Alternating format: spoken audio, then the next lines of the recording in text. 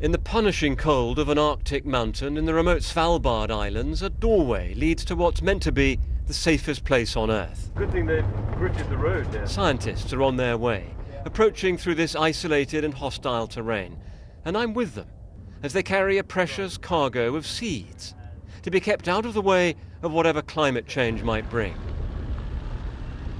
I mean, how often do you get these deliveries? As we have deliveries 3 times a year. The box of seeds is about to go through the first line of security. There are half a dozen in all. I've just come down the access tunnel that's cut into the mountain here.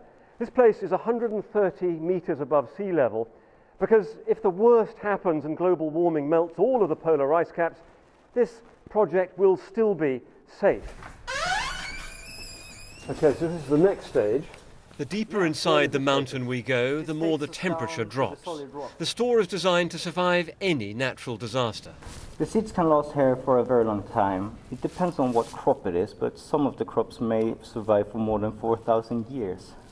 You're really imagining this place functioning, keeping the seeds safe for 4,000 years? Well, it's difficult to say. I'm sure that the pharaohs thought that their pyramids would last long, and they did. The last barrier to the store itself. Okay, here we go.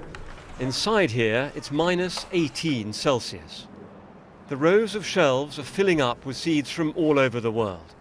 There are samples of nearly half of the most important food crops, brought here just in case.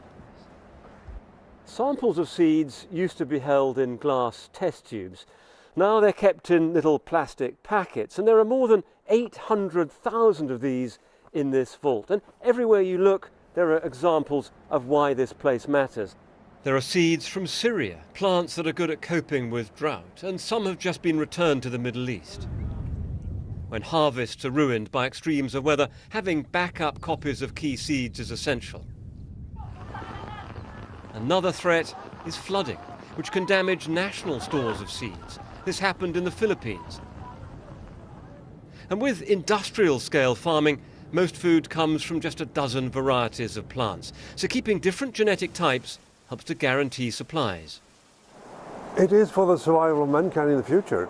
I mean, we need the diversity, all the different kinds of plant material to get food for the future. We have a lot of problems seeing us now. Climate change, environmental problems, and to tackle that, we need genetic variation. So, in these remote mountains, this place is meant to be a safeguard against apocalypse, an insurance policy for a warming world.